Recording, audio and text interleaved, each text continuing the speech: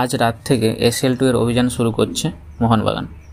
মোহনবাগান নিজেদের home ground Yuva Bharati ক্রীড়াঙ্গনে 7:15 থেকে ম্যাচটা খেলবে তুর্কমেনিস্তানের ক্লাব আহাল এফসির বিরুদ্ধে। এই ম্যাচটি মোহনবাগানের জন্য সবথেকে গুরুত্বপূর্ণ, কারণ তারা নিজেদের হোম গ্রাউন্ডে খেলছে গ্রুপের তুলনামূলক দুর্বল দল আহাল এফসির বিরুদ্ধে, যেখান থেকে 3টে পয়েন্ট তুলতে মনে হয় মোহনবাগানের খুব একটা সমস্যা হবে না। মোহনবাগানের সমস্যার কথা বলতে গেলে বলতে হবে ফিটনেসের কথা। মানবীর সিংকে মোহনবাগান পাবে না, যেখানে হয়তো কিয়ান নাসিরকে খেলাতে হতে পারে মোহনবাগানের। রবসন, দিমিত্রি পেত্রাতোস কতটা ফিট তার দিকে নজর রাখতে হবে।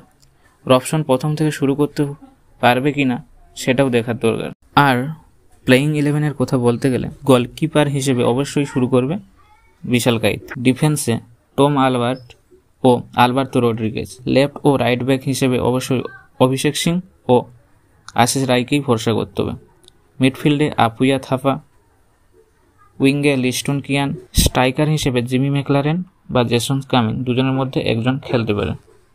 এখন ম্যাচটা থেকে 3 পয়েন্ট তুলে নেওয়াই মোহনবাগানের সবথেকে গুরুত্বপূর্ণ কাজ।